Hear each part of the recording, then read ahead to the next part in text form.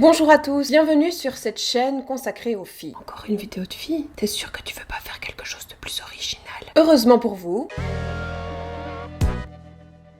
je ne suis pas une vraie fille. Enfin, pas tous les jours. Et puis de toute façon, c'est quoi une vraie fille? Eh bien, sachez que j'ai toujours pas la réponse. Sauf celle anatomique et chromosomique, bien sûr, je suis allée à l'école comme tout le monde. Mais pour le reste, je suis une fille. C'est en tout cas ce qu'on m'a mis dans la tête depuis les premières secondes de mon existence. Soit depuis 29 ans, 57 jours, 17 heures, 15 minutes et 32 secondes, voire plus. Mais pour ça, il faut croire à la vie avant la vie. Félicitations, c'est une fille! Si j'avais été un garçon, on n'aurait pas félicité mes parents. En tout cas, pour moi, c'était plutôt...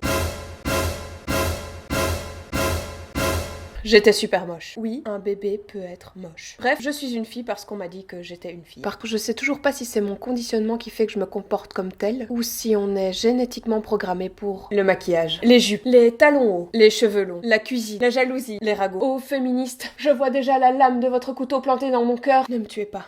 Le truc, c'est que si je vous donne un contre-exemple, je vais forcément tomber dans les clichés. Je ne suis pas une vraie fille. Je répare moi-même les toilettes. Je ne suis pas une vraie fille. J'adorerais construire mes propres meubles. Je ne suis pas une vraie fille. Je ne me maquille jamais. Je ne m'épile pas. Je ne fais jamais de shopping. Je bois aussi de la bière. J'adore parler de cul. Ce qui est certain, c'est que je suis super contente d'être une fille. Tout comme j'aurais été super contente d'être un garçon. Hein. Pouvoir dire putain, mais ça me casse les couilles sans qu'on me réponde. Mais t'en as pas.